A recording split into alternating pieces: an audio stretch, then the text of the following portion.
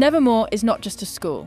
It is a battlefield of monsters, secrets, and prophecies waiting to explode. Today, we tear through Wednesday's world, from her first day of exile to the war that shadows every friend and foe. Pack your black umbrella. The story begins the moment the piranhas hit the pool. Episode 1. Wednesday's child is full of woe. A high school pool, heavy with chlorine. Wednesday Addams walks in, calm and sure. She finds her brother, Pugsley, stuffed in a locker, tied and gagged. She frees him and asks for names. A flash hits her. A vision. The swim team boys cut to the pool. The boys cut the lanes like they own the water. Wednesday sets 2 duffel bags on the deck. She gives them a warning dressed as truth. The only person who gets to torture my brother is me. Zippers open, piranhas hit the pool. Screams, blood blooms, sirens, expelled. Morticia and Gomez move fast. Nevermore Academy will take her. A school for outcasts. Fangs, furs, stoners, scales. They drive to Jericho with a last chaperone in the trunk. Thing, the severed hand, drops to the road and follows. At the gate, Principal Larissa Weems smiles. She drops Morticia's name, says old roommate, and walks Wednesday to her room. Inside, Enid Sinclair is mid-sentence. A werewolf who cannot fully wolf out yet. She offers hugs and playlists. Wednesday gives her the same energy she gives the living. None. Enid's tour is quick. Clicks here, legends there. Bianca Barkley rules the quad with siren calm. Her ex is Xavier Thorpe, an artist whose drawings crawl off the page. Enid runs a vlog and loves drama. Wednesday sits at the cello. Therapy is not optional. Court order, Dr. Valerie Kimbott greets her in soft colours. Wednesday answers in hard ones and calls her visions noise that will not stop. She asks to use the bathroom, pops a window and vanishes. Jericho smells like coffee. In the weather vane, the espresso machine hisses. Tyler Galpin fights it. Wednesday taps a valve, tightens a screw, and wins a ride to the station in return. Pilgrim kids swagger in and aim jokes at the new girl. Tyler steps forward, but he is late. Wednesday drops one bully with clean timing. The sheriff arrives on the wave of it. Donovan Galpin. He hears her last name and his jaw sets. Gomez Addams belongs in a cell, he says. He will be watching. Weems finds Wednesday and her wayward field trip. The ride back cuts past a fresh crash. A fruit stand worker lies still, head turned wrong. Wednesday says what she saw in the vision. He broke his neck. Back at school, fencing. Bianca toys with a boy, then looks for sport. Wednesday steps onto the strip. First point lands for her. Bianca smiles and returns fire. Tied, masks off. First blood. Bianca draws a neat red line across Wednesday's forehead. Match over. On the way out, a stone gargoyle rips free above the arch. Shadow falls. Xavier lunges and shoves Wednesday clear. She wakes in the infirmary, Rowan at her side, with a thanks for standing up to Bianca. On her second wake, Xavier sits close and calls back a memory. He once hid in a casket. She hit the stop switch and saved him. Night in the dorm, a scent she knows. Wednesday turns down the blanket and finds a stowaway. Thing. Busted. She gives him terms. Be loyal or live in a box. He taps a quick apology. Jericho hosts a harvest fair. All cider and fake smiles. Wednesday wants out. Enid runs cover. Tyler meets her by the lot and offers help. They move through booths and lights. Wednesday wins a giant panda with darts and slides it to a kid as payment for silence. Fingers brush. The vision hits like ice and Rowan is dying in the trees. Wednesday cuts away from the fair and hunts him through the woods. She finds him and warns him. He laughs, eyes wild. He lifts her with his mind and pins her to a trunk. Out comes a torn page from a purple book. A blonde girl who looks like Wednesday. A pilgrim's dress. A school in flames. His mother drew it. He calls it prophecy and says Wednesday must die. Air crushes her lungs. Then the monster bursts from the dark. Teeth, claws, a grin of pain. The Hyde tears Rowan apart and vanishes into black pines. The night is too quiet. Blood soaks leaves. Wednesday stands alone with the page stuck to her palm. Cops flood the woods. Nobody, no blood. Sheriff Galpin folds his arms and calls it a story. Weems urges silence. Wednesday goes back to her room and starts a case wall with names and threads. That night, Morticia calls by Crystal. Wednesday says the line she hates to say. Mother, you were right. I might love it here. Morning pretends nothing happened. The sheriff crosses the quad with Rowan at his side. Alive, calm, smiling like nothing ever happened. But Rowan returning from the dead? That's just the first secret this school is hiding. Episode 2. Woe is the loneliest number. Principal Weems moves through Nevermore like a queen who never needs to raise her voice. She smiles at Wednesday as if measuring a knife. Shapeshifter, headmistress, storm in pearls. Wednesday files it as both a threat and a tool. Therapy is part of the deal. Weems drops her off at Dr. Valerie Kimbott's office. The doctor speaks softly and asks about feelings. Wednesday answers with edges. The visions are the problem, she says. They hit without warning. Past, present, future. Kinbot asks for triggers. Love, hate, fear, joy. Anything human, Wednesday says. I avoid all four. Posters go up for the poke-up. Enid vibrates around the dorm. Her black cats might finally beat Bianca's sirens. Then a vampire eats garlic bread and breaks out. Out. Enid needs a teammate. Wednesday watches Bianca glide past and decides, I am in.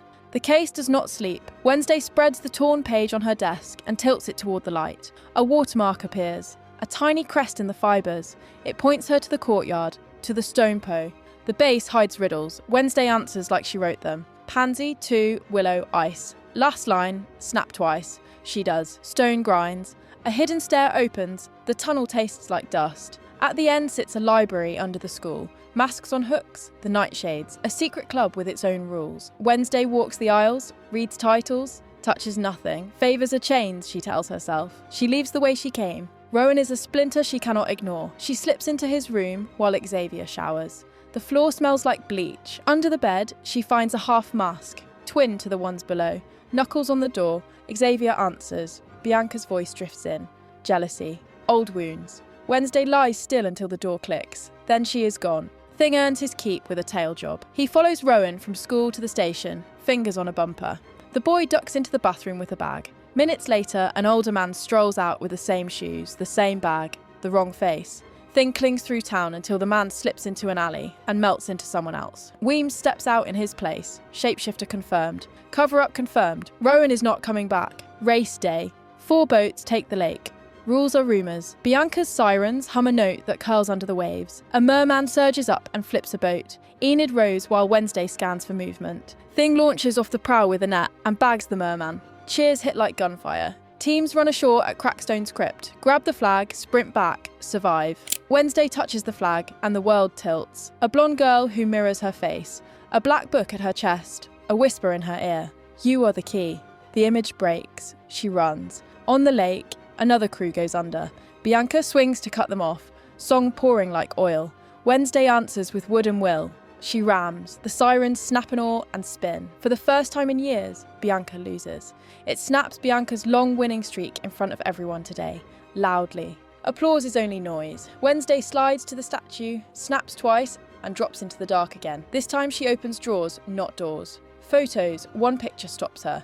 Morticia and Gomez in masks. Nightshades' emblem above them. Her parents were part of this place in ways they never said. A sack drops over her head. Rope bites her wrists. When the hood comes off, she sits in a chair ringed by masks. Bianca asks who broke their sanctum. Wednesday tells the path like a recipe. Watermark, statue, riddle, snap. She does not charm, she waits. Masks come off. Xavier, Bianca, and others she half knows. Xavier wants her in. Safety in numbers, he says. You fit here more than you think. Bianca calls her a storm with legs. Wednesday says storms travel alone.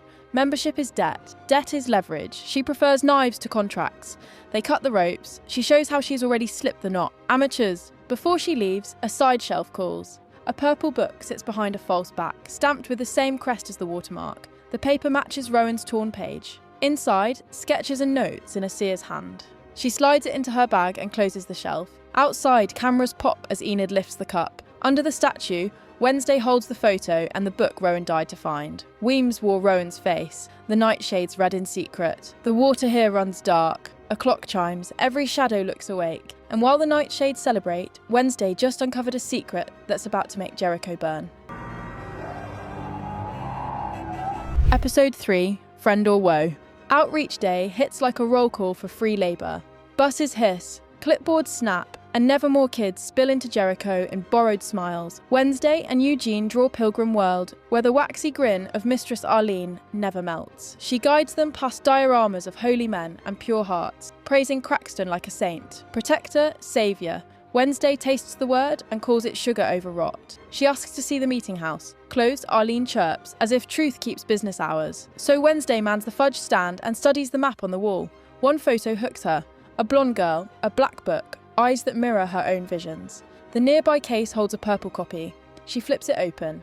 blank. A fake dressed up as history. Tourists drift close with soft shoes and softer questions. Wednesday switches tongues and gives them the story that the brochures do not. Land stolen, witches hunted, bones buried under fresh paint. She points at the fudge and calls it a lie you can eat, Arlene gasps. The crowd scatters. Eugene pockets a square. The mayor's son and his friends swagger in on cue. They shove Eugene toward the stocks for a photo.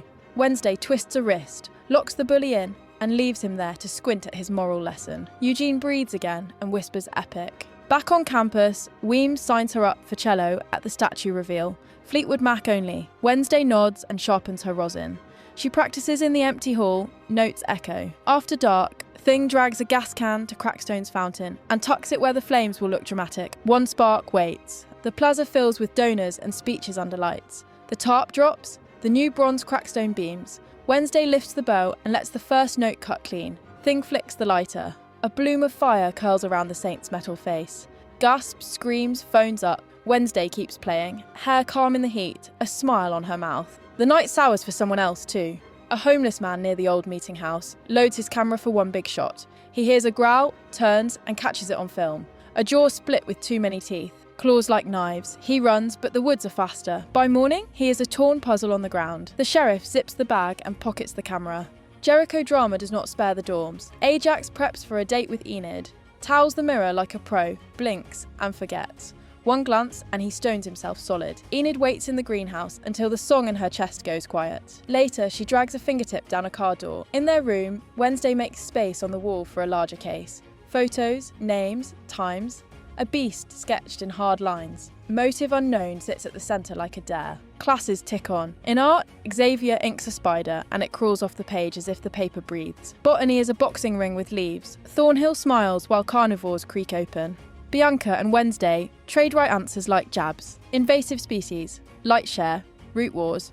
At the station, the sheriff runs the film and goes cold. The thing in the frame is too clear to ignore. He locks the negatives away. On his lunch stop at the cafe, he mentions the fire was arson. Wednesday lets him vent. Night means labs. The morgue lights hum. Thing gums a camera and scuttles aside. Drawers whisper. Wednesday lifts the sheet on the homeless man. The wounds read like a rule. Clean, chosen. A missing foot. Another case file is a missing kidney. Another finger. Another gallbladder. Someone is saving parts like toys. Footsteps roll closer. She slides into a drawer and shuts her breath down. The sheriff and coroner work through the checklist. They hold up a foot with 2 toes gone, sore marks bright. The coroner jokes about cruises.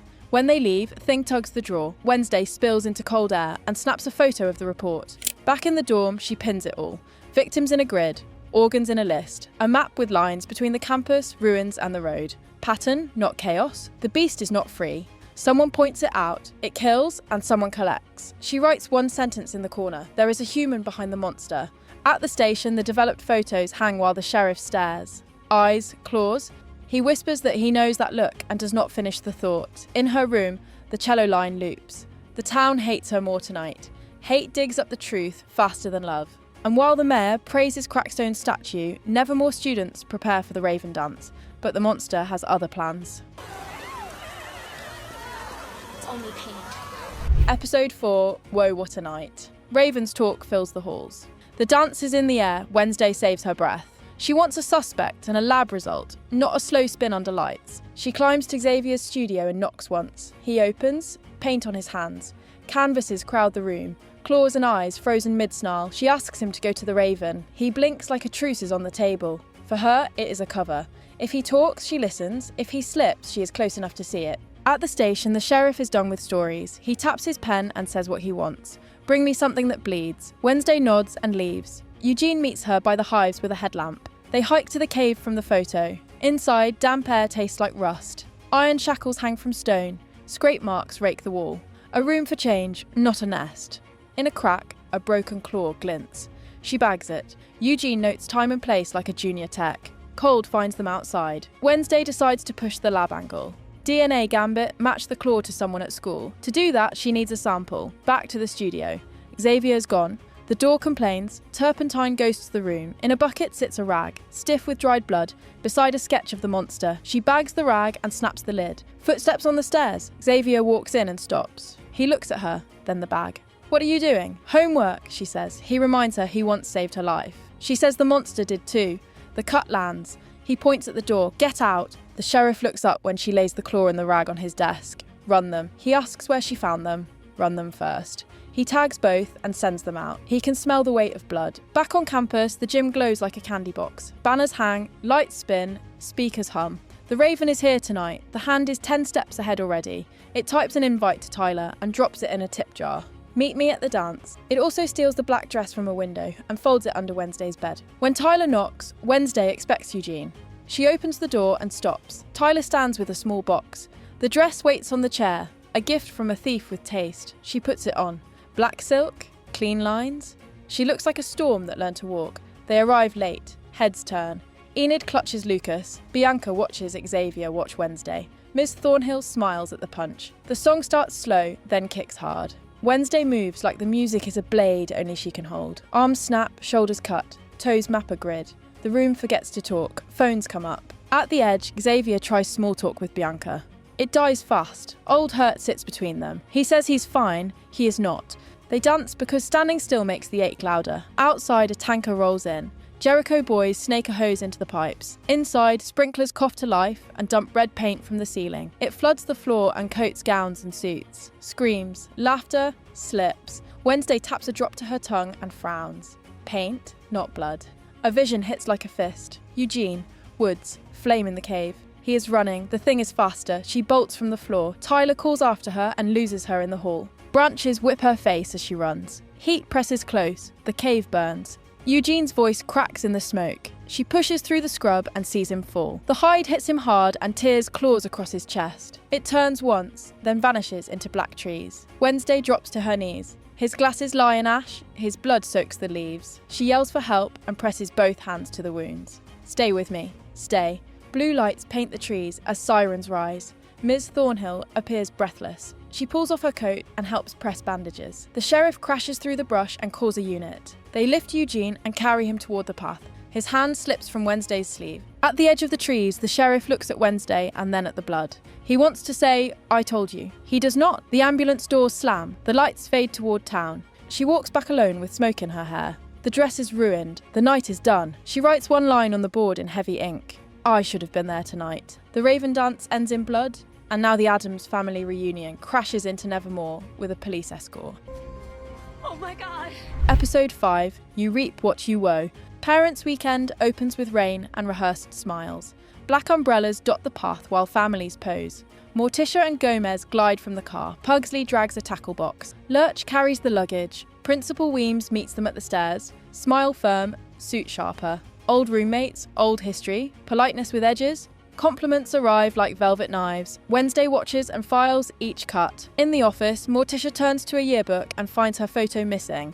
Weems's smile does not move. Across the quad, parents swarm. Enid's mother lifts a checklist like a warrant. Conversion camp pamphlets bloom.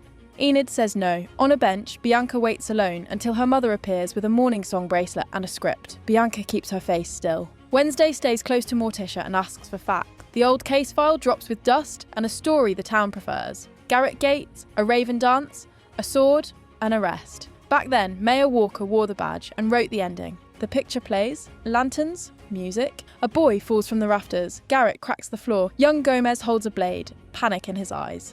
Young Weems screams. Young Morticia watches as officers rush through the hall. Walker takes notes, cuffs Gomez and calls it done.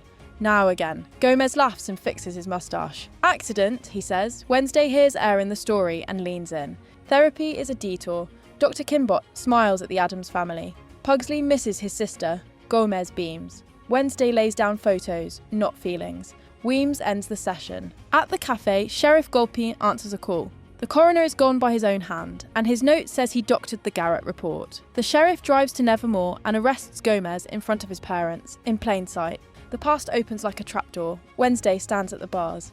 Gomez says Garrett came at him with a sword. He says Garrett stalked Morticia and would not stop. He says he took the heat so she would not burn. The wink is brave. The eyes are tired. Morticia gives the missing piece. She filed complaints. No one cared. The Gates name weighed more than fear. At the dance, Garrett foamed, pupils blown. She raised the sword. He lunged. Gomez stepped in and took the blame. The symptoms line up in Wednesday's head. Nightshade poison, she wants proof that breathes outside stories. So mother and daughter dig up the truth. Night air, wet dirt. A coffin that moans, a hand stained blue under the nails. Wednesday twists off a finger and drops it in a jar. A deputy catches them before the lid cools. Grave tampering makes a tidy photo. Holding cells turn into a date. Morticia and Gomez flirt through bars while Wednesday studies the bone. Skin to bone and the vision hits. Garrett in a mirror, shaking. His father presses a vial into his palm and names the plan. Nightshade in the punch, kill Nevermore. In the fight, the vial bursts in his pocket and soaks him. Foam, rage collapse. They carry the jar to Mayor Walker. Wednesday lays the chain on his desk, link by link. The confession, the signs, the grudge. Morticia adds a look that could move a city council. Walker clears Gomez. The sheriff delivers an apology. Gomez takes it with grace. Back at school, Morticia explains the gift. Psychics fall on a line. She is a dove. Her visions bend toward light. Wednesday is a raven. Hers fly low and do not flinch. To use them, she will need a guide who shares their blood. The name is Goody. Night drops and writes a warning on the lawn. Fire will rain. Students pull back the doors. Weems keeps her voice level. The school shrinks. In the room, Morticia passes a yearbook she lifted from Weems' shelves. Wednesday flips to talent night. Weems as Judy Garland smiles. The face reads like a mask worn for years. Another piece clicks. She returns the book and speaks the trick. Shape-shifting. Rowan walked into the station because Weems wore his face. Weems calls it mercy. Rowan had lost control and tried to kill Wednesday. His father chose silence and a bus ticket. Wednesday says truth still counts. Back in the dorm, Wednesday draws the curtains and builds a circle. Candles, salt, a lock of hair. She calls for Goody Addams and keeps her breath slow. The flames shiver and hold. The room stays empty. No ancestor answers. Thing signs bedtime with a sigh. Wednesday pinches out each flame and watches the smoke unspool. Goody is the key, still far. The hive hums outside the glass. Rain ticks. Somewhere, a hall clock counts the seconds she owes. Wednesday sits with the quiet and waits for morning to blink first. But with the mayor down and a Hyde on the loose, the town's about to get even bloodier. Episode 6, Quid Pro Woe. Thing spills a surprise to the wrong people, and a crowd squeezes into the crypt with candles. While music bounces off the stone, Wednesday studies the altar. Latin carved in the slab reads like a threat. Fire will rain when I rise. The same words burned across Nevermore's lawn. She touches the script and the room falls away. Iron bars. Another time. Cold air presses against her skin. Goody stands before her, calm as a headstone. Crackstone is not finished, she says. He will return, and the town will bleed if no one stops him. She points toward a gated house that lives in death and memory. Wednesday asks for a map. Goody gives only a warning. The path is hard and ends alone. The vision breaks. The party keeps yelling. Wednesday blows out nothing and walks into the night. Across town, Mayor Walker chases one more thread. Files across his desk. Laurel Gates was marked as drowned. No body recovered. A deed signed by a fake old woman and a younger caregiver. A tip about the lights at the mansion. He grabs his keys, steps off the curb, and a blue Cadillac throws him into the street. Sirens answer. At the hospital, he slides into a coma, and Jericho forgets how to breathe. Wednesday invites Enid to a girls' night and calls Tyler for a ride. Enid brings a knit snood and hope. Tyler shows up. Wednesday wants entry, not romance. They climb the hill to the house. Inside, the dust is wrong. Fresh flowers by a neat bed. The garage holds a blue Cadillac. A room glows like a church to Crackstone. Candles are still warm on the floor. Wednesday opens a locket. LG Laurel Gates. A music box waits beside it. She pockets the box. Tyler shouts from the hall. Something huge moves. Claws rake, and he folds with a cry. Blood spreads across his shirt. The creature charges once, then slides back into the maze like it knows every wall. Wednesday and Enid drag him to the car. Xavier steps from the trees and helps lift Tyler into the seat. They drive. Sheriff Galpin meets them at home, angry and afraid. He sees the wounds and sends the girls away. Wednesday drags him back to prove the shrine is real. They push through rooms wiped clean. No flowers, no locket, no Cadillac. The basement looks untouched. His face ices over. He bans Wednesday from his house and from his son. At school, Weems calls Wednesday to her office. Privilege is gone. Town visits cancelled. Enid packs. She is done. She says Wednesday uses people and calls it logic. Friends are not tools. She moves into Yoko's room. Silence makes the walls louder. Wednesday sits at her desk and writes nothing. The hospital hums in low light. Walker lies under plastic lines. A figure slips in. A hand finds a plug and pulls. The beeping slows, stretches thin, and stops. Footsteps fade down the hall. Morning brings a headline. The town has no mayor. Back in the dorm, Wednesday opens the music box. The tune is thin. A false bottom lifts. Photos slide onto the blanket. Every shot is of her. In the window, in the quad. Crossing to the cafe. Dates in a neat hand. Weeks of watching. Some angles look down from the school, others from the benches. The last is from the crypt. She draws a map in her head. Cupola, choir room, greenhouse roof, likely perches. She keeps one photo and walks to the greenhouse. Ms. Thornhill waters orchids in bright red boots and smiles with gentle teeth. Wednesday notes the colour and keeps moving. Xavier brings a sketch of a gate that stalks his sleep. The bars match Wednesday's vision. He wants to help. She does not invite him in. He leaves the page on her desk. The sheriff sits by his son's bed and watches Tyler sleep with a stitched chest. He blames Nevermore. He does not know his boy bleeds for someone else. Wednesday searches the ruins and follows boot prints until rain smears them smooth. The cave refuses to be found. It stings. She writes a shorter list. Hyde, Master, Laurel, Crackstone.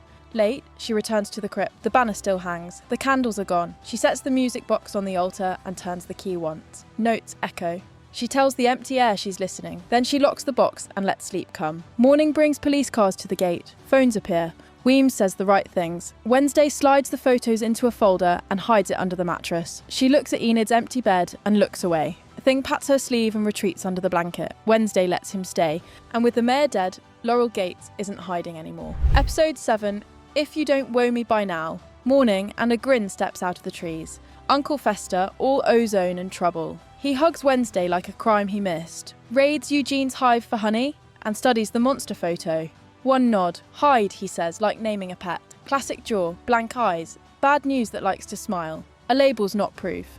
Fester remembers a book. Nathaniel Faulkner kept field notes on the worst things in the woods. If they survived, they live in the Nightshades vault behind Iggy's portrait. Thing flexes like a locksmith waiting for purpose. Fester grins and calls it a family outing, the kind with better locks. Past curfew, they slip through the stacks with one lamp. Wednesday lifts the portrait, finds a dial. Thing listens to the lock and clicks them inside. A leather diary waits. Cracked spine, dust, and ink. The cover bears Faulkner's mark, a careful hand that knew fear. They read on the dorm floor, Hides do not wake alone. Someone turns the key with chemicals, or a voice that walks behind the eyes. Then the bond holds. Obey, protect, kill. Some Hides make art with bent minds. A therapist could unlock one, a teacher, anyone who knows how to push. The pages list cases, symptoms, and sketches of eyes that never look away. Wednesday circles one name. Dr. Valerie Kimbott. Hypnosis. Close to Tyler. Close to Xavier. Always near a break. The idea hardens. She hides the diary and steps out. When she returns, the room is wrecked. Drawers inside out, pages ripped. The diary is gone, and Thing was pinned to the desk by a knife through his palm, still as a photograph. She runs him to the shed. Fester clears a table and plants glowing hands on the wound. Sparks leap. Come on, little man. Thing shudders, then snaps awake and signs a curse. Wednesday's voice goes tight. If you die, I will kill you. He points to the door. He did not see who struck. Rage sits in Wednesday's throat, hot and new, and does not move. Weems keeps an office of rules and glass. Wednesday says the word, Hyde.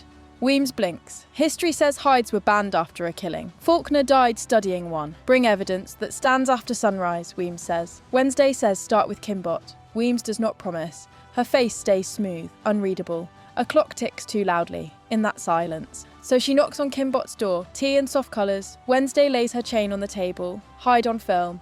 Bodies missing parts, shackles in a cave, patients who broke, Rowan, Xavier, Tyler, hypnosis notes, a blue vial. The pattern looks like a leash. Kinbot calls it delusion and reaches for her pen. She can ask a judge to hold Wednesday for observation. The talk ends. Wednesday leaves with a list that feels sharper. Minutes later, the sheriff finds Kinbot on her carpet. Blood spread wide, window blown, claw marks on the wall.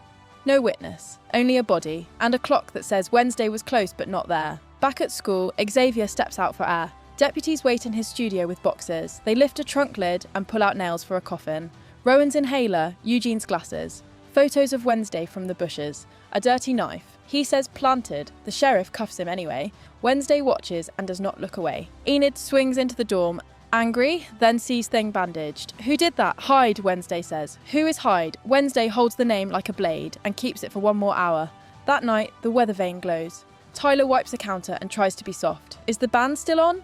Wednesday says she came to be clear. She kisses him to test a theory, and the world tilts. Heat. Cold. A vision like lightning. She is back in the office. Dr. Kinbot is on the floor. The Hyde folds into a boy with blood to his elbows. Tyler smiling like a wolf at an open door. Air returns. Tyler asks what is wrong. Wednesday says she is fine and walks into the night with her jaw set. At 2, she faces Xavier's cell window. Bars and glass. You are not the Hyde, she says. He listens because he cannot leave. The Hyde is Tyler.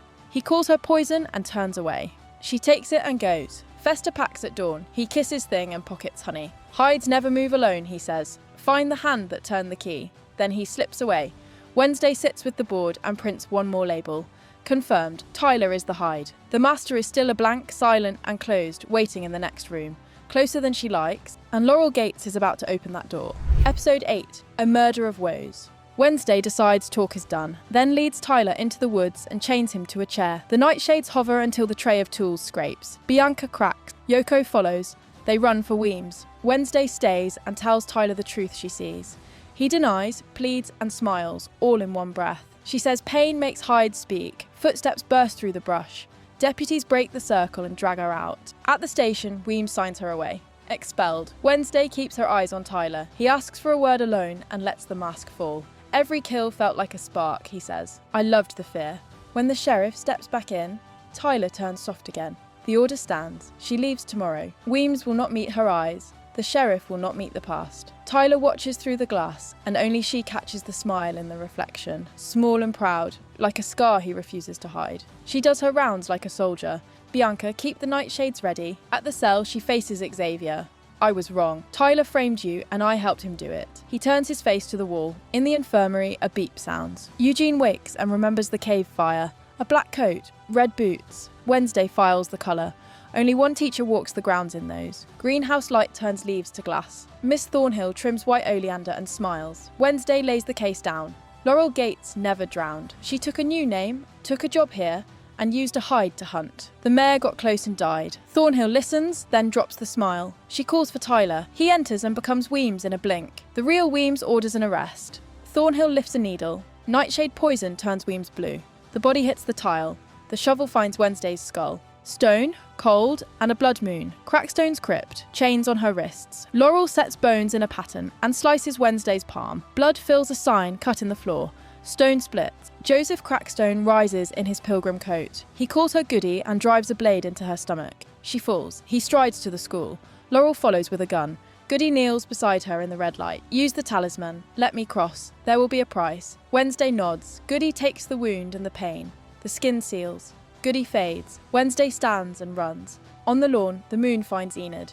Heat climbs her spine. Bones crack. Claws rip free. Her first howl rolls over the roofs. In the trees, Tyler hears and answers. Hyde meets a wolf. The ground shakes. The sheriff tracks the signal and fires. The Hyde turns on him with teeth. Enid slams into the beast and drags it away. She takes hits and keeps going. At last, the Hyde tumbles into a ditch and crawls off. Crackstone walks Nevermore's halls, burning doors and banners. Students run under Bianca's orders. Sirens pull them to the gates. Xavier loses an arrow on the quad.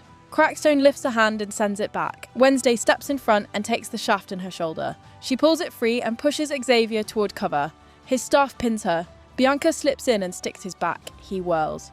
Wednesday swings. Her sword snaps on the staff. A shard lands in her palm. Goody's last words echo. Black heart. She drives the shard into his chest. Fire climbs him from the inside. He falls into ashes. Rings clink on stone. Laurel raises a gun. A hum grows. Eugene steps from the crowd and his bees spill like smoke. The cloud covers Laurel's face and hands. She screams and fires blind. Wednesday walks through the wings, knocks the gun away and puts her down. The field stills. Enid stumbles from the trees, human again, pale and shaking. She sees Wednesday alive and runs. Wednesday meets her and holds on. The moon moves. Later, the halls echo. Xavier finds her with a suitcase. He says he is sorry for the cell and for the words they threw. He hands her a box. Inside is a phone with his number waiting. Try texting, he says. Lurch loads the trunk. Classes are cancelled. Nevermore has no head. They roll past the broken gates. Wednesday's new phone buzzes. An unknown number sends 4 photos. All of her, shot from a distance. The last text says someone is watching. She studies the trees and pockets the device. Far down the highway, an armoured van hums. Tyler sits in chains with his eyes shut. His fingers twitch. His jaw begins to change. The men up front do not see it yet. The night is long. Come back, Wednesday. I'm still watching. Wait. Episode 1. Back to Nevermore, back to war.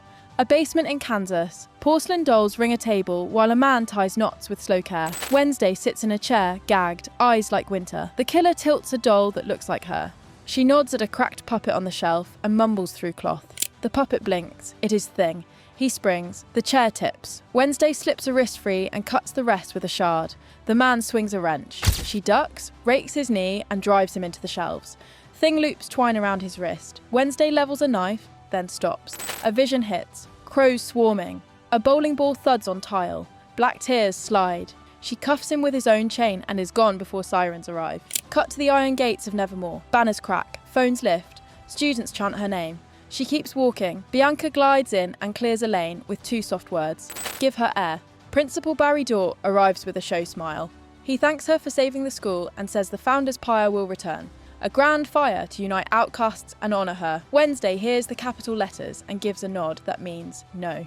Room 213 almost hugs her. Enid's welcome party is confetti and sugar. Wednesday stands in the doorway like a storm cloud until Enid claps twice and empties the room. For one breath, it is quiet, then a click. A hidden crossbow spits an arrow through the closet door and into a fresh photo with Dorr. A note dangles from the shaft. Welcome back. I'm watching. She touches the arrow. The room tilts. A vision sparks and shorts out. More black tears. Wednesday says they will find who did it, then locks the door. Jericho smells like rain and burnt coffee. Police tape flaps near the highway turnout. A private investigator lies under a cloud of crows. Sheriff Santiago blocks her. Students stay behind the line. Wednesday slides left. The sheriff shadows her. Number, a shape bolts from the trees. Wednesday's moving before the deputies can shout. She cuts through the brush, tackles the runner, and pins him. Tyler Galpin. He says the dead man was closing in on a case that touches outcasts. He says bodies are watching. Wednesday does not blink. In her book, he was always a monster. He calls after her, "You did not stumble into this. It pulled you." Family orbit starts. Morticia and Gomez tour the gardener's cottage with Dorr. Morticia traces dust and says the walls have good bones. Gomez calls it romantic. Pugsley drags a trunk up the dorm steps and swears he is not nervous. Wednesday gives him 3 rules. Do not make eye contact. Eat in silence. If danger comes, find thing. Eugene buzzes in from the apiary and vows to help. He owes her and has bees on call. Founders Pyre night turns the quad into a fairground. A giant bird of pallets and rope towers over the crowd. Isabel Capri tunes a violin. A flat package slides under Wednesday's door. Inside is a painting of a crow with a red scar on one eye. A second note waits beneath. Read any new books. Her stomach drops. Her manuscript is gone. She scans the bird and sees a thin hatch in its chest. She knows where the pages are. Dort climbs the platform and gives a speech about unity and return. Enid watches from the edge. Bianca stands like a statue that can move. Torches lift. Flames lick straw wings. Wednesday walks into the mouth before anyone can stop her. Heat slaps. Smoke folds low. Inside the chest, a narrow slot holds paper grade at the edges. She yanks the stack free, jams it under her dress, and dives through a rib as the head falls. Students scream, the bird sags, she lands singed and keeps walking. An organiser waves her toward a stage draped in silk. A portrait waits under a cloth. It is meant to bless her. It is meant to tame her. She takes the mic. She says she is not a banner. She is not a mascot. Heroes do not pose for murals. If you need a shrine, burn it. She lights the cloth. Silk shrivels. Paint blisters. Hush. Night eats the noise. Wednesday sits by the window with her cello. The bow draws a thin line through the dark. She blinks and the room is gone. Fog, a narrow path, iron railings with crows-like notes. A headstone waits with a name she knows. Enid Sinclair, dirt fresh. A voice behind her, bright and broken. You did this? The bow shakes. The line of sound frays and snaps. She opens her eyes to the glass in the quiet. A black tear gathers and slides. Thing, get help.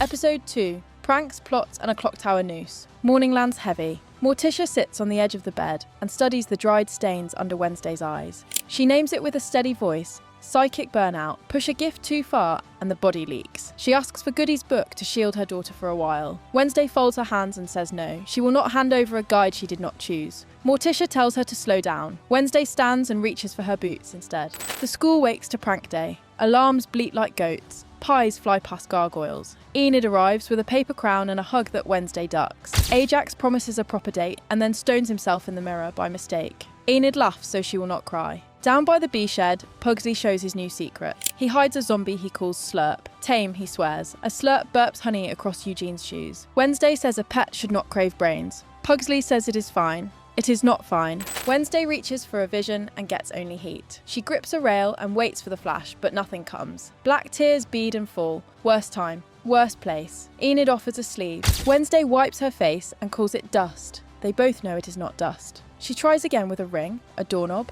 a photo edge. Nothing. The gift has a lock on it and someone else is holding the key. Her phone buzzes. Unknown number, welcome back, my dear. Another text arrives with a doodled heart and a string of letters. She checks the caller ID and sees the line routes through Donovan Galpin's mailbox. Dead men should not have working voicemail. She brings it to Sheriff Santiago. The sheriff says Tyler is locked in Willow Hill and says Wednesday loves to invent monsters. Wednesday walks out before the speech hits full volume. The heart on the card is not romance. It is a clue. A heart is a stop on a pipe organ. The letters match note names. She heads for the music room. The benches shine with dust. Wednesday sits, sets her fingers, and plays the clean sequence. On the last chord, a latch turns. A panel slides. Cold air spills through a seam and brushes her shoes. The passage winds to the clock tower. Ropes hang like ribs. A typewriter waits under a hatch. A riddle sits in the roller. What do you refuse to see? Metal breath above. Knives lower on cables. She scans the shelves. Titles in a row. A gap. Not refuse? Cannot. She types. The Invisible Man. Gears choke and stop.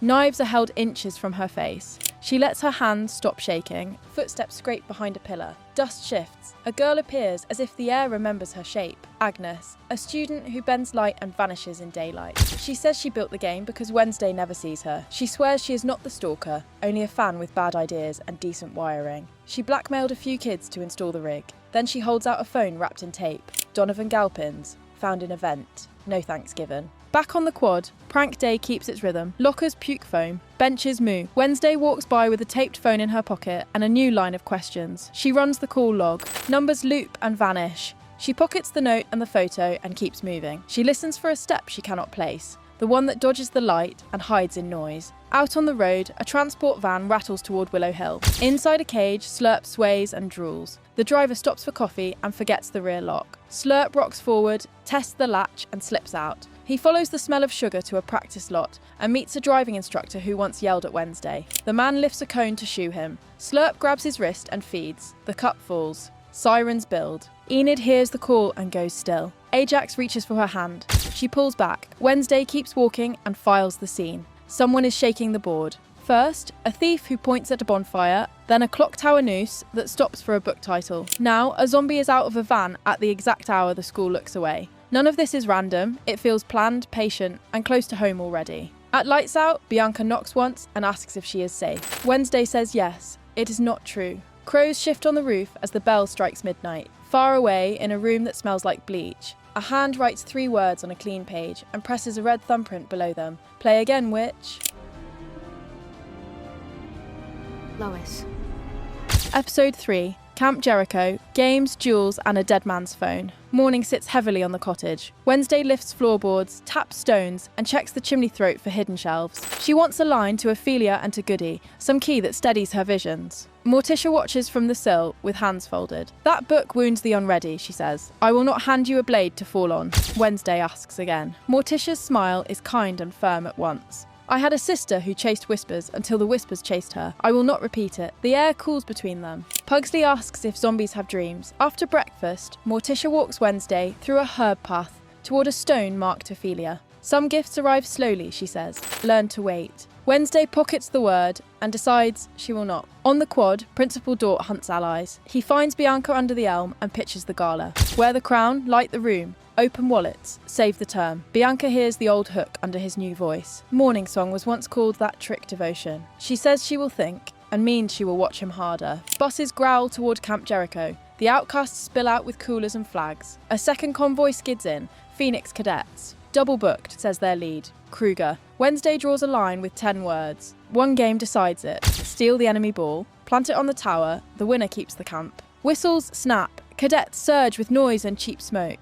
A can of tear gas pops near the fire circle. Ajax darts behind a sign, catches his own reflection, and stones himself for a breath. Enid drags him upright and keeps running. A cadet grabs her hood. Eugene tips a hive. Bees pour like rain and break the line. Wednesday goes low and fast. She counts 7 strides between trunks, slides under a tripwire, and finds the bright ball pinned with stakes. She tucks it tight and sprints. Another gas bloom claws her throat. She keeps her eyes half shut and moves by bark and wind. The ladder rocks. She loops a rope, rides a quick zip she knotted on the run, lands hard on splintered boards, and sets the ball at the peak. 2 horns blare.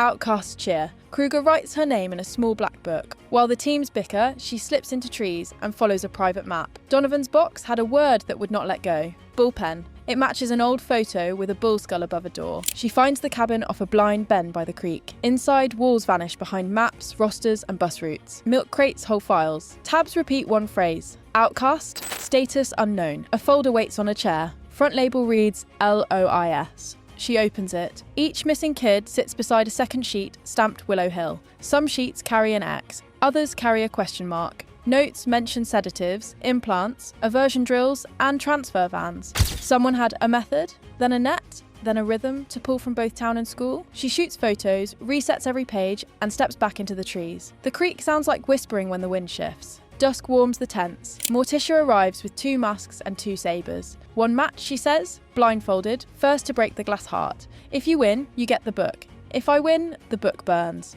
Wednesday knots the cloth and smiles. They circle by sound. Steel taps steel. Roots grab ankles. Morticia waits, draws Wednesday close, and flicks her wrist. A clean crack. The tiny heart on Wednesday's breastplate snaps like ice. Before breath returns, Slurp smashes his crate and staggers from the trees. Campers scatter. Gomez yells for Pugsley to stay behind him. Slurp reaches for Morticia. Wednesday steps in and drives a knife through the skull plate with one hard push. The body shudders and stills. Pugsley sobs that Slurp was lonely. Morticia holds him, while guards wrap the corpse in tarps for a van to take to Willow Hill. Night cools the ridge. Enid and Bruno share a soda on a cooler and trade tiny tricks. He shuffles cards until they look like falling leaves. She shows him how to hear bees sleeping. Ajax watches from a distance, then slips away. Pugsley admits he smuggled Slurp because caring felt like purpose. Eugene says caring is fine and secrets rot fast. Wednesday stands apart, eyes on the tree line. A one-eyed raven perches on a road sign with a scar like a red thread across its face. It blinks and lifts, going upstream, silent and sure. She does not follow. Not yet. Look at the initials. Long-term outcast integration study. Episode 4, Willow Hill burns. The camera glides down a white hallway that smells like bleach and old fear. Dr. Rachel Fairburn leads a quiet tour of Willow Hill. She speaks in warm tones and smooths wrinkles in a chart, as if kindness could stop a storm. Beside her walks Judy, the polite assistant with neat hair and eyes that never blink long. Doors hiss as locks open and close. One cell holds Tyler, calm on the outside, coiled on the inside. Marilyn Thornhill arrives with lilies and a smile that asks for favours. She wants time alone with him. She tries sweet words, soft blame, old memories. Tyler listens and then says 5 seconds. She runs. He laughs like rain on tin. Cut to a cheap motel. Uncle Fester checks in under a name that sounds like a prank. He pays in cash and tips in coins. The wall buzzes as he charges a fork with his fingers. A staffer hears the static, calls it in, and Sheriff Santiago arrives with 2 deputies. Fester grins at the cuffs. Free ride, he says. Next stop, Willow Hill. In the cottage, Thing hears the news on a police scanner app he should not have. He sketches a map of the hospital vents, labels cameras with tiny skulls, and tucks a paperclip into his cuff. The plan is simple. Crawl in, pop locks. Crawl out with Fester. The simple rarely live long. Night settles like a lid. Wednesday moves along the tree line with a backpack and a face that refuses doubt. She has 2 goals. Find what Lois is and get Fester back before sunrise. She reaches a side door and waits for the shift bell. A guard lights a cigarette and turns his head. The Thing slips the latch. They slide into a service corridor that hums with old power. A warning light flickers on a panel. Wednesday marks, turns with chalk and counts steps under her breath. She hears air move behind walls like cages breathing. Riot rides in on one cut wire. The lights go out, then pulse, die for real. A siren starts, fails, then wails again in a broken loop. Cell bolts click at once. 46 doors swing, 46 patients spill into black halls. Slurp, strapped to a gurney, rips the buckles and stands taller than he did at camp. He finds a nurse and eats the rest of her name tag before she can scream. Dr. Fairburn runs for the security office, pulls a manual lever and tries to reset the grid. A shadow falls over the glass. The shadow has a mouth, the glass breaks. She is gone in 3 bites and a drag. In the parking lot, Judy walks away in the red pulse of an alarm and then is simply not there. Sheriff Santiago takes the radio and names 3 ghosts. A fugitive alert goes out. Uncle Fester, John Doe. Tyler Galpin. She orders a full cordon, more units from the county, and a drone launch that no one has fuel for. Her voice stays steady. Her hand shakes once. Wednesday moves down a stairwell that smells like dust and cold metal. At the bottom sits a door with 4 deadbolts and a small brass plaque. Research storage. Inside, a room that is not a room. It is a lab hidden under a morgue. Cages wired to consoles. Bird bones in trays. A wall covered in notes, crowded with the same name. Stonehurst. Photos show a man with sad eyes and a girl with bandaged wrists. A child's drawing shows a woman with wings. In a glass case sits a file stamped LOIS. She reads fast. The letters stand for limbic override induction system, serum plus pulses, hypnosis plus shock. The goal is blunt. Move an outcast gift into a normie body.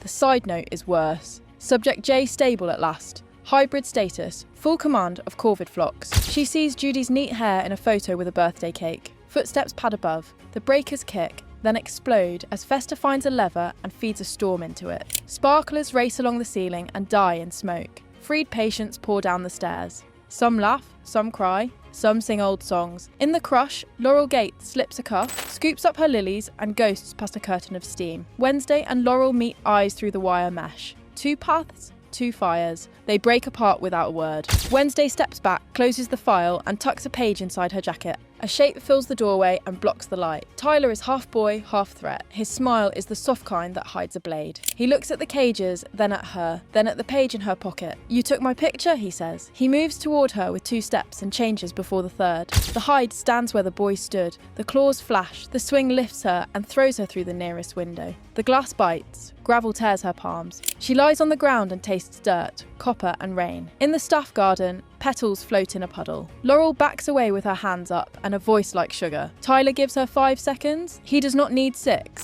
The lilies scatter. Above, the asylum howls like an animal in a trap. In the dark, birds turn as one and wheel toward town. She sits up slowly, holds her side, and watches them go. The machine she came to name does not care that she is brave. It keeps humming.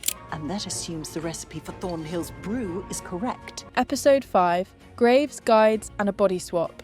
White sheets, a heart monitor clicks. Wednesday wakes with dry black tracks on her cheeks. In the chair, Weems sits in grey light, more shade than person.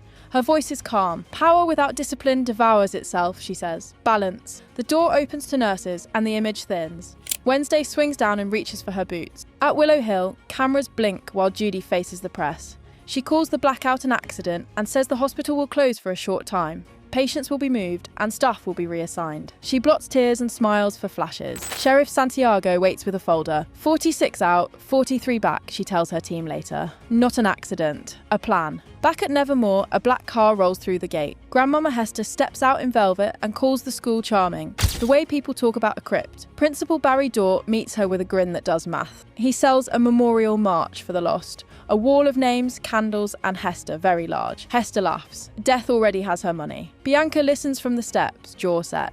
Wednesday walks until trees swallow the path. She carries chalk, a candle, and a square with a name. Professor Rosalind Rutwood. Her grave sits under ivy, the stone slick. The rite is plain, speak the lines, light the cold flame, hold your palm above it, and the sight will mend. She kneels, whispers, strikes the match. The fire blooms blue.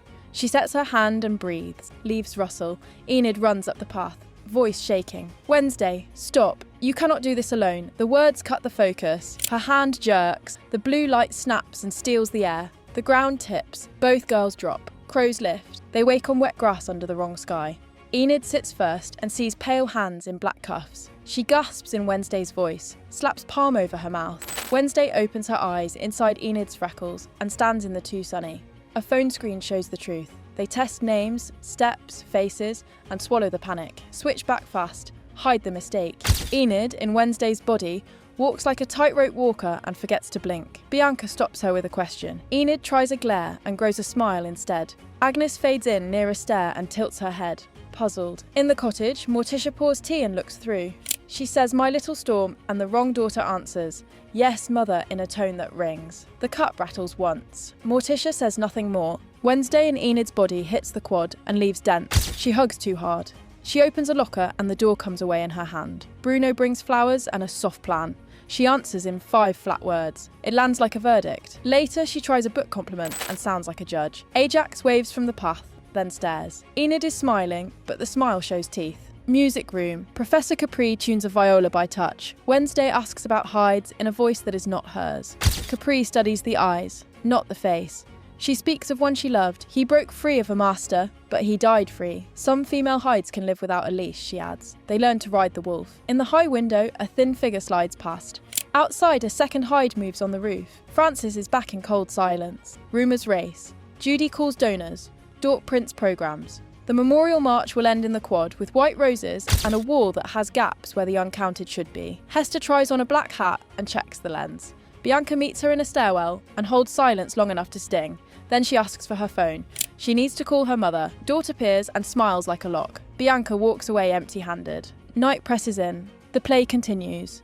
Enid in Wednesday writes with her left hand and dots every sentence with a tiny heart before she remembers. Wednesday. In Enid studies notes from the Book of Shadows and draws a plan in tidy squares. Agnes knocks and slides in like fog. You are not you, she says. Her eyes are kind. You have 12 hours. She closes the door. The camera drifts over Rutwood's grave again. The candle still smokes. In the trees, a second shape cuts the moon and drops from sight. The reset path stays open, but the price already drew blood. Wednesday looks at her borrowed hands and closes them into fists. Enid breathes and practices a flat stare in the mirror until her face aches. Until the night, the lab exploded. Episode 6. Heists, Hearts and Hydes. Night over Nevermore. In the ruined wing, Professor Rosalind studies blueprints. Isaac Knight steps in, grey and calm, like he crawled back from a grave. He asks for the notes and the machine. Rosalind reaches for the alarm. The lamp tips. A flash. Smoke clears. The professor is still. The window gapes to cold air. Agnes hears the crash, turns invisible, sees Rosalind dead, feels Isaac notice, and slips away in the dark. Before dawn, in a boarded safe house by the creek, Isaac visits Francis and Tyler. A kerosene lamp stutters on a crate. He shows the blueprint scars on his palms and says the cure requires the old lab, the only place his notes still make sense. They trade one look, gather what they can, and follow him back to Willow Hill. Morning puts Wednesday in the looping cage. Bars, a narrow bench, a dusty bowl of water. Enid appears with 2 keys and a do not argue look. One lock with a stolen key, one with a hairpin. They step into the hall, shoulder to shoulder, saying nothing because the clock is loud. Agnes has sent a pin. Willow Hill. A light moves on a map. The girls grab tools from the shed, pull up their hoods and take the old road. The hospital squats ahead, boarded and black. A glow leaks from a loading dock. Inside, bleached air and metal chatter lead them down. They find the old surgery. The machine hums, coils and cables everywhere, glass jars ticking faintly on a steel tray, as if the room remembers orders from years ago. Isaac works the controls with a monk's calm. Francis stands beside him, one hand at her throat. Tyler is strapped to the table, leather tight across chest and wrists. He laughs. Isaac wants silence. He wants a battery. Pugsley is the battery. He sits wired to a switchboard. Copper bands tight around wrists, jaw set. Wednesday and Enid step into the light together. Francis calls it a cure. Kill the Hyde and save the boy. Tyler spits the word, murder. Pugsley looks at his sister and waits. In Wednesday's head, Morticia's rule rings clear. Protect your brother first. Sirens swell outside. Isaac gives the word. Pugsley pulls power from the storm over the roof. Lights burn white. The loop screams. Tyler arches as the Hyde thrashes inside his skin. Wednesday runs for the straps. Thing drops from a vent. Knife between fingers. A belt falls. Enid braces the table. Francis tells Tyler to hold on. Then the change rips free, but not from him. Wednesday is still wearing Enid's skin. The scent, the fear, the moon through a cracked pane push her over the edge. Claws bud, teeth lengthen. She half wolves and slams into Tyler as the Hyde tears loose. They crash into trays and cables, trading wild swings, neither fully in control. Tyler's laugh turns feral. Wednesday bites his shoulder and tastes iron. He hurls her into a cart. She rolls and springs. Enid's body takes the hit. Wednesday's will does the fighting. For 10 seconds it is wolf against Hyde, raw and close, until Francis roars and rips Tyler free. Francis breaks, bones crack. When she stands again, a grey wolf stares out through human grief. She lifts Tyler, smashes a panel, and throws sparks across the floor. Isaac shields the core and keeps the machine alive. Wednesday yanks the leads from Pugsley's bands and drags him clear. The room smells like copper and rain. Deputies rush down the back hall. Francis threads fire and wires with Tyler on her shoulder. A beam drops and blocks Wednesday. Enid tries the side route. Isaac slips into a service tunnel and is gone. They reach the rain. Pugsley trembles and crackles like a dying bulb. Wednesday holds him until the snap in his hands fades. Sirens comb the lot. Francis and Tyler vanish into trees. Isaac's shadow slips a different way. The hospital hum sinks low. By dawn the alarms die. They climb to Rutwood's grave. Candle and chalk wait. They kneel, speak the lines. Blue flame rises. They hold their hands over heat that does not burn, counting heartbeats until the shimmer steadies. The world tilts. Wind tugs, then stills. Faces fit again. The swap is done. No hug, no joke. Alpha does not have to mean alone, Wednesday says. Enid nods. Clouds thin. A bell rings. Wynne carries a voice that is almost a memory.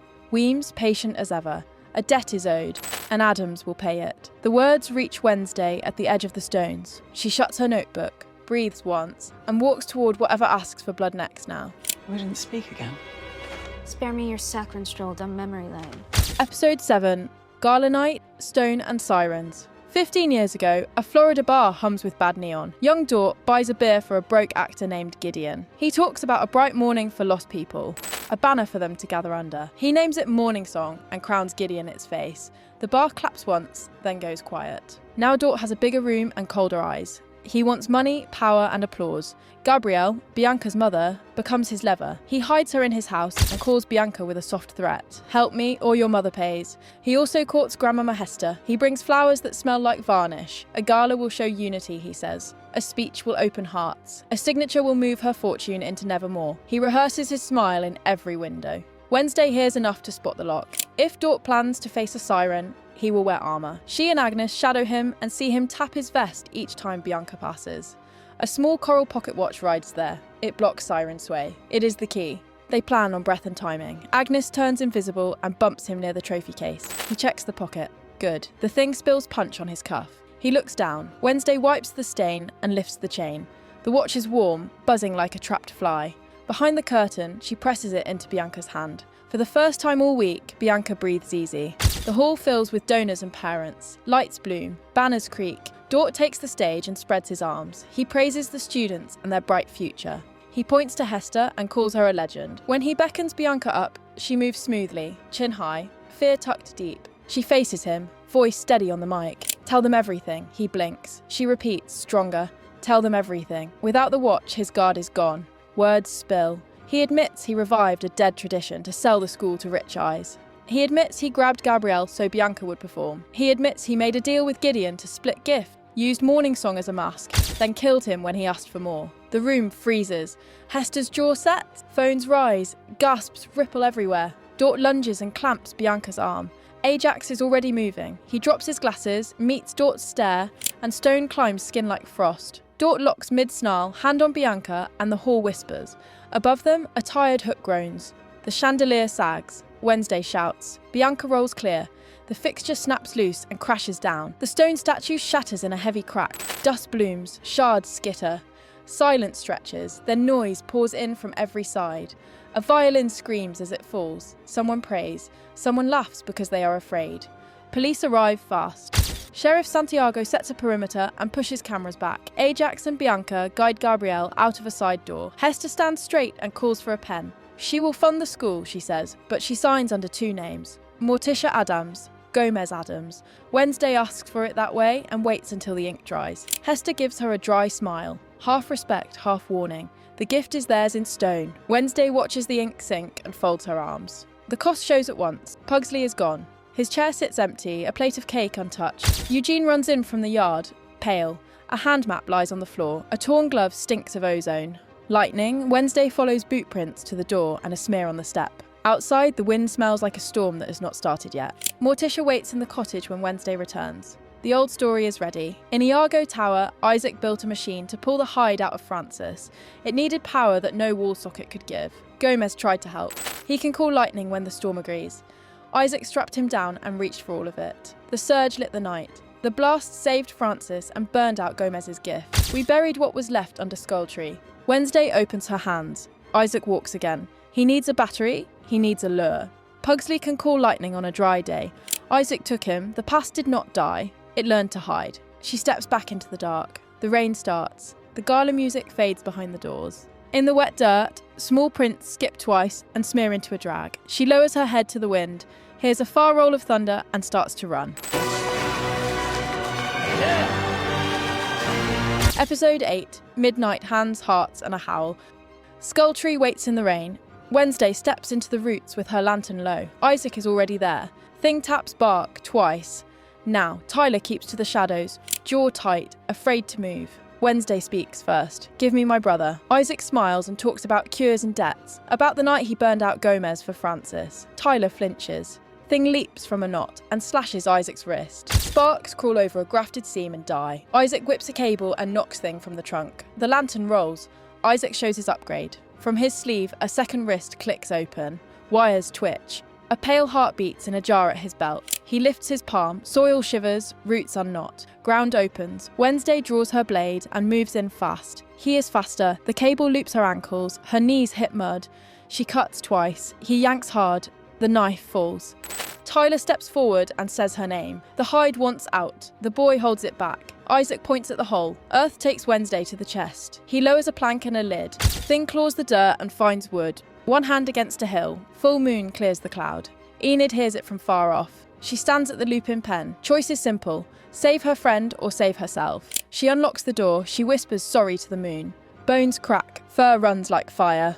A howl rolls over the school. Agnes feels it and runs, fading between trees. They reach the mound together. Thing scratches a line to mark the head. The wolf digs. Claws throw mud. Agnes slides in and clears space by the face. She talks to the dirt. Keep still. Keep listening. We have you. A clump breaks. Air slips in. A cough rattles. The wolf braces and drags. Wednesday comes up wet and gasping. She hugs the fur. The wolf leans once and lets her go. No time to rest. A tower light flares on the ridge. Iago waits. They follow the glow and hot copper. Inside, Pugsley sits wired to plates and coils. Tyler is strapped to a table. Francis strokes his cheek and calls him a good boy. Isaac trims dials and nods to Pugsley. Lightning crawls over the cable. The machine wakes. Wednesday cuts the straps with a shard of glass.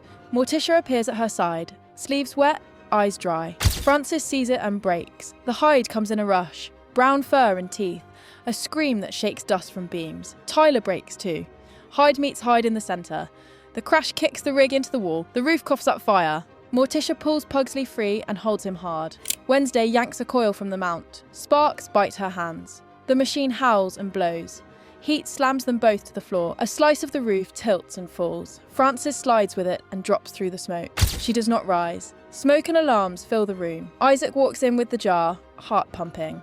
He wraps his hands around Wednesday's throat. No speeches. Just pressure. Gomez staggers in and begs. Take me. Leave my child. Isaac squeezes harder. Morticia calls a name. Thing. The hand drops from a beam. Isaac flips a switch. A magnetic collar yanks him to the open wrist. For a beat, he is part of Isaac again. That hand was mine, Isaac says. Thing spasms. Morticia says his name like a prayer.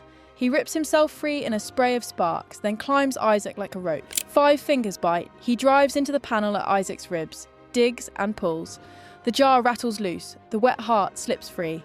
Thing flings it across the stones. It bursts and goes still. Isaac lets go and sits like a puppet with cut strings. He slides down the wall, quiet. Breath returns. Gomez holds Wednesday and says her full name. Pugsley cries. Morticia takes Thing in both hands and kisses each knuckle. Outside, the moon sinks behind clouds. School closes for the term. Lockers bang. Buses cough. Bianca thanks Ajax for the steps for the stone. Hester funds a crypt lab, wants no name. Capri meets Tyler at the gate. No master, a pack. Think on it? He says nothing. His eyes track the trees beyond. By morning, Enid is gone. Capri vanishes too. Ophelia's journal lies open on Wednesday's desk. A drawing shows a locked door where there should not be one. Hester walks into a private hall and slides a panel. Inside, a woman looks up. Ophelia breathes and waits, listening. A one-eyed raven crosses and lands on a stone. Wednesday looks up and listens. Friends scattered? Secrets grow louder. Wednesday keeps the cello, her scars and the caseboard. Then heads to find Enid, unlock Ophelia's door and face whoever trains crows to circle. If the Raven blinks, season 3 starts with a smile. If you enjoyed this recap, then don't forget to subscribe and check out our next one, shown on screen.